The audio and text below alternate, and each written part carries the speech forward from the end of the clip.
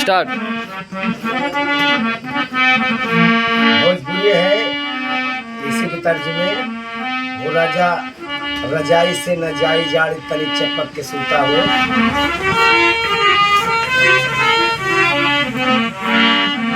कि जब से आइन घर भौजाई जिया घाई गई ना, जब से आइन घर भौजाई हे घाई गई ना, पूरे जुड़ाई गई ना, जब से आइन घर भौजाई जिया घाई गई ना, जब से आइन घरा बहुरिया। कि 7 बजे ले घर माँ सोवई ओढ़े तान रजाई, 7 बजे तक घर माँ सोवई ओढ़े तान रजाई, 12 बजे वही करे घमौनी बैठ बैठ बतियानी, बैठ बैठ बतियानी, बोली है गारी दी अब सुनाई जिया घाई गई लेना, जब से आई घर भौजाई जिया घाई गई लेना।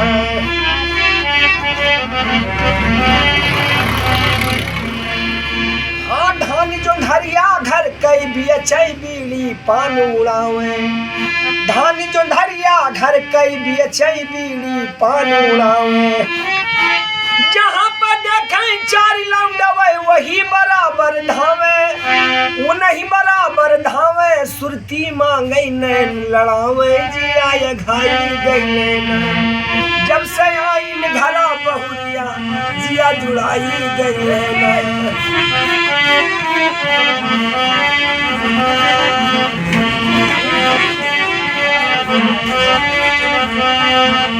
सास का मुंह का तान तान वही दूरी न से डरवावे, सास का मुंह का तान तान वही दूरी न से डरवावे, ससुर का माछू खारा दौरी हाथ दिहिन लबकाई, हाथ दिहिन लबकाई, बुढ़हु भागे दुनुक दबाई जिया घाई गई लेना, जब से आइन घरा बहुरिया जिया जुड़ाई गई लेना।